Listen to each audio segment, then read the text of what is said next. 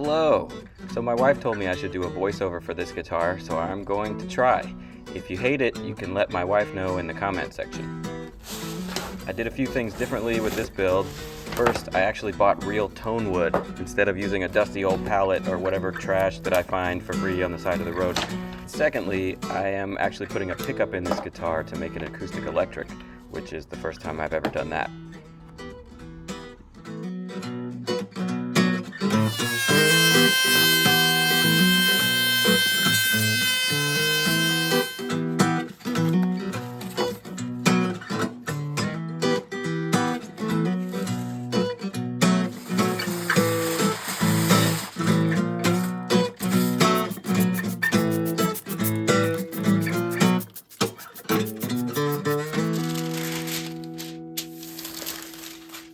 I like to start by bending the sides of the guitar. So I made this form that is the shape of the side that I want, and then I use a heat blanket and water to create steam, which makes the wood more bendy.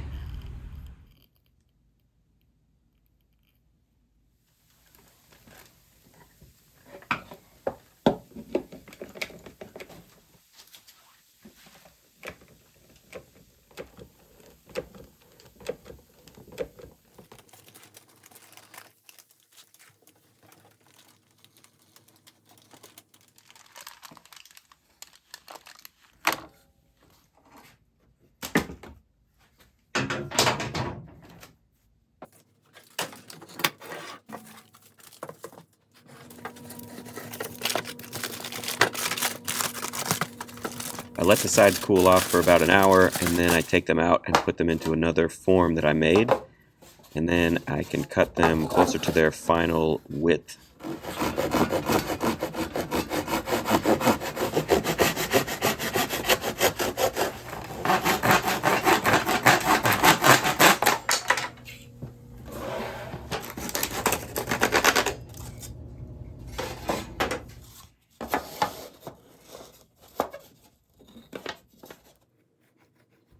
I glue in a neck and an end block made of the same material that the neck will be made out of.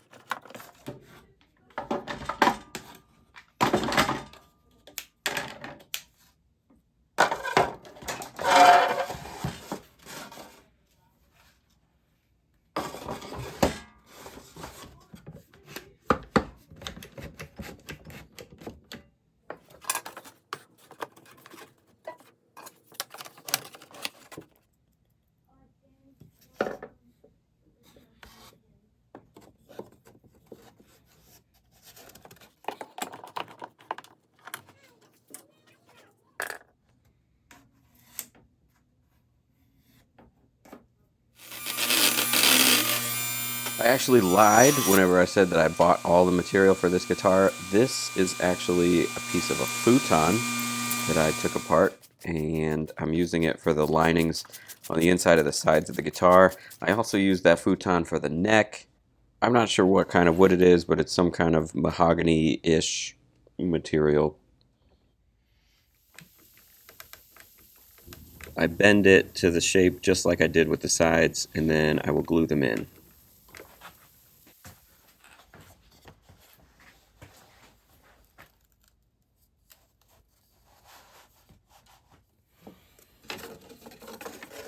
These solid linings are going to add some rigidity to the sides, and they're also going to add some gluing surface for whenever the top and the back get glued on.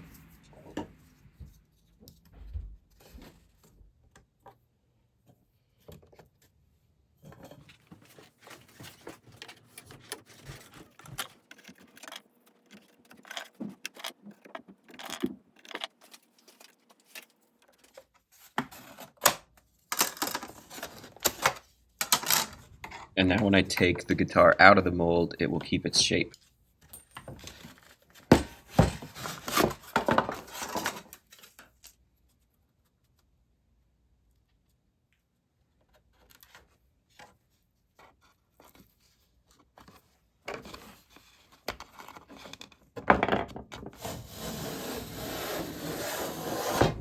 I'm making the top and the back out of some super cheap mahogany that I found online.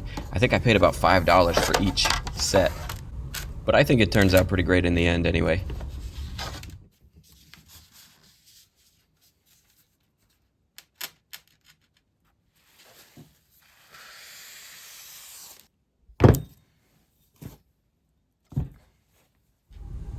I glue these panels up just using some wedges, and then I put some weight on the middle of the joint so it doesn't bow up.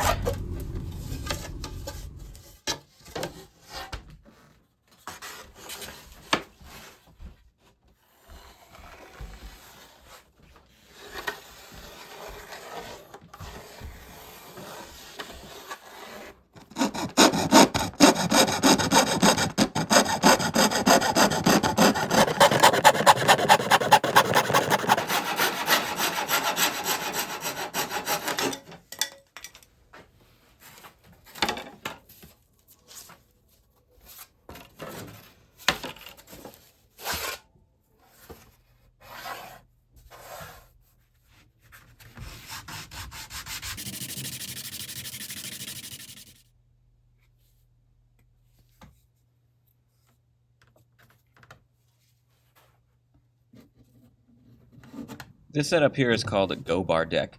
I just press these long sticks up against the ceiling, and then the other end of the stick pushes against the braces that I'm gluing on, just to act as a clamp while the glue dries.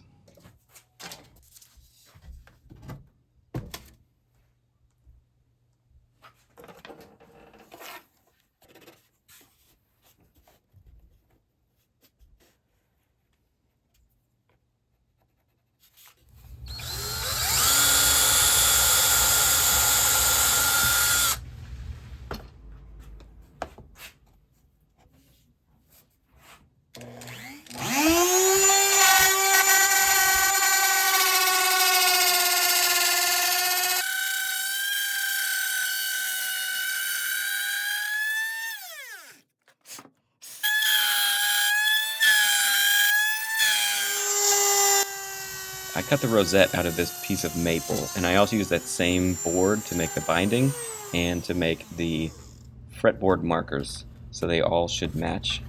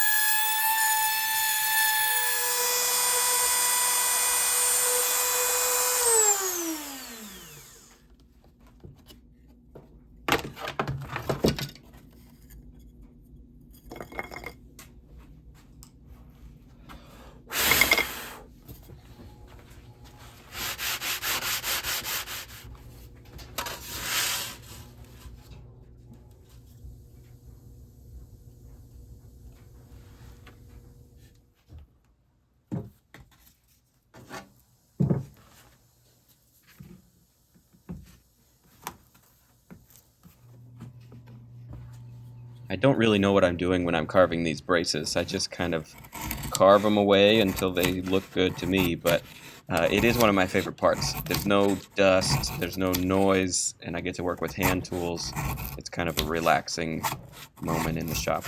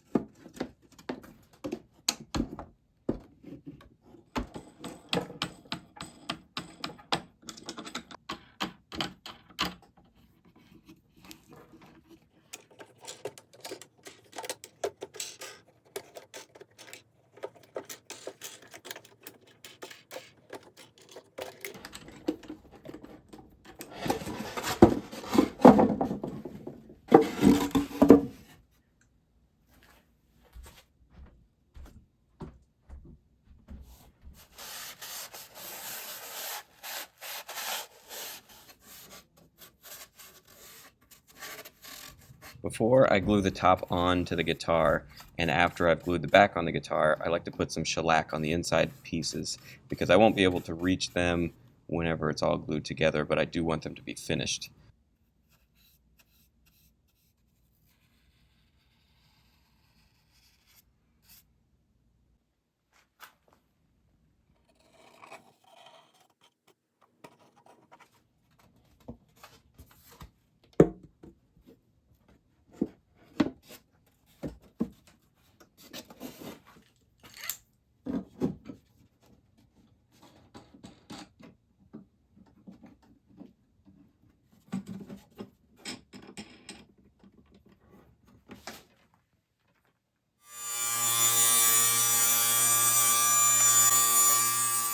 I cut some thin strips of maple out of the same piece that I used for the rosette, and then I will use these for the binding.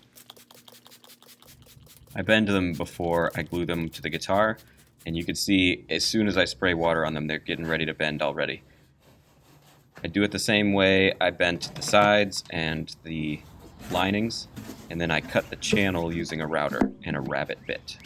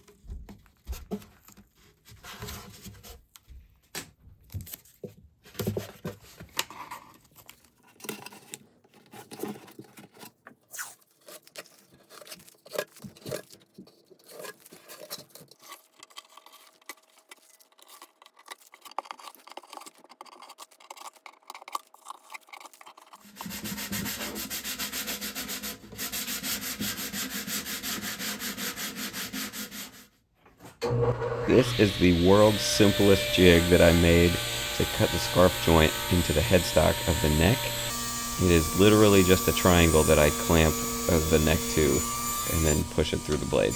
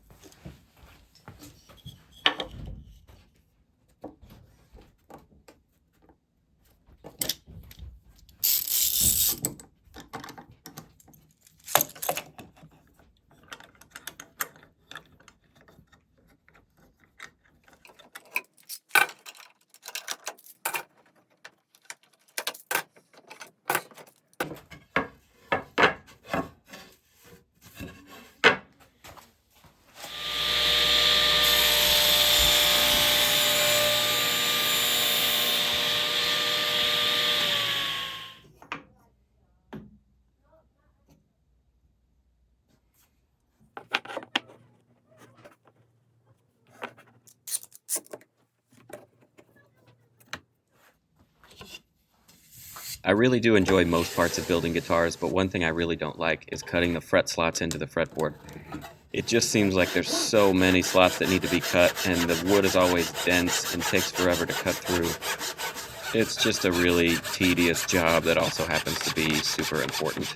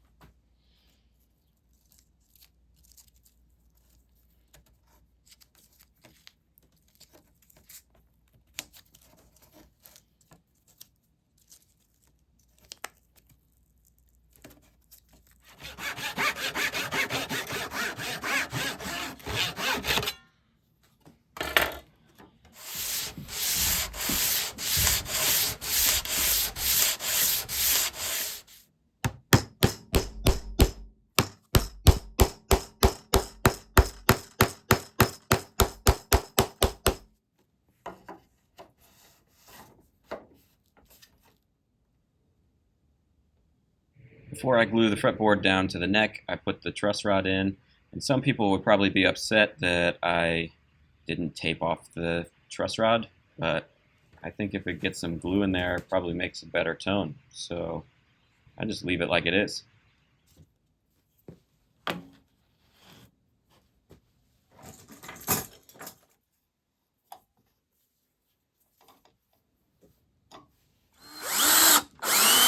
I definitely should have done this part before I glued the fretboard down, but I made it work. What I'm doing is cutting some holes for the threaded inserts that I will use to bolt the neck to the body.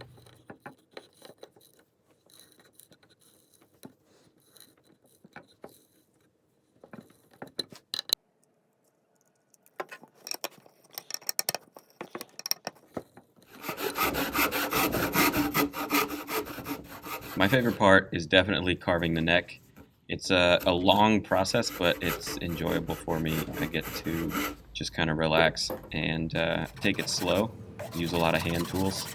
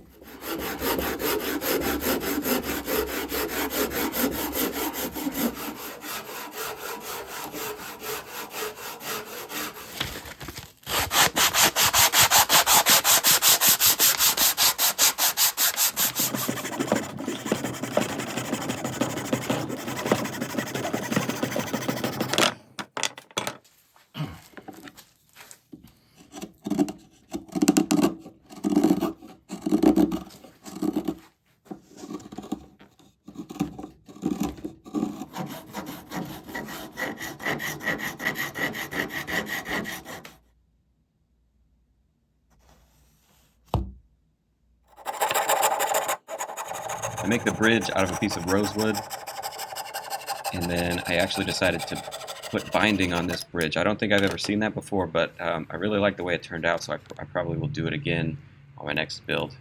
I used the same binding I used for the fretboard and for the rest of the guitar.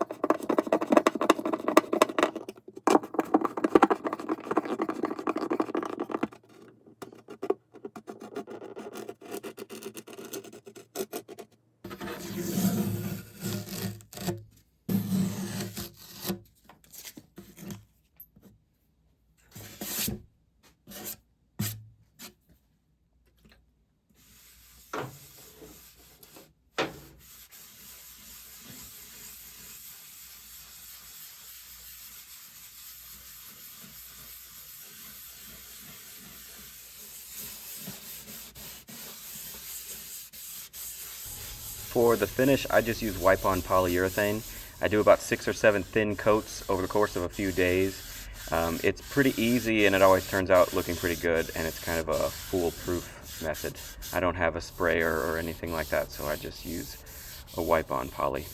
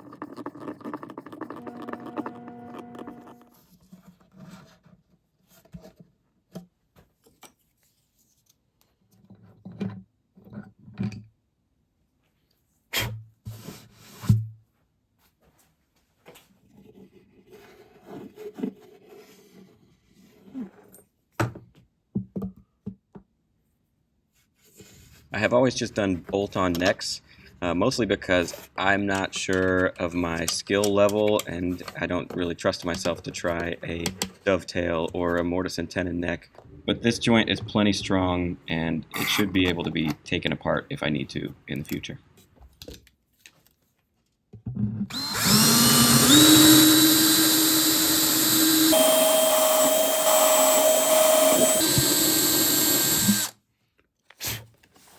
I've never installed a pickup in an acoustic guitar before, but this was surprisingly simple.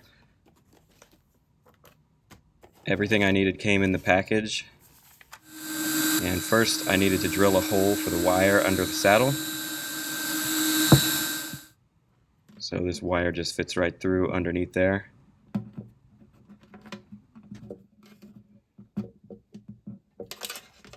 And then I needed to remove the cover of the preamp and attach 2 small wires from that undersaddle pickup, which just go in with a small flathead screwdriver.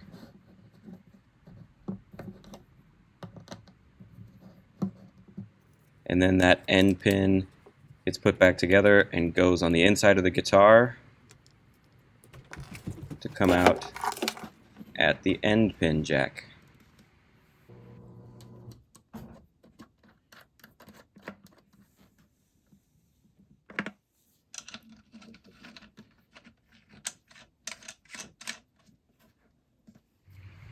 Then I put the control panel underneath the sound hole with the adhesive that's stuck to it already. And then I put the 9-volt battery with its pack into the back of the guitar with a piece of Velcro.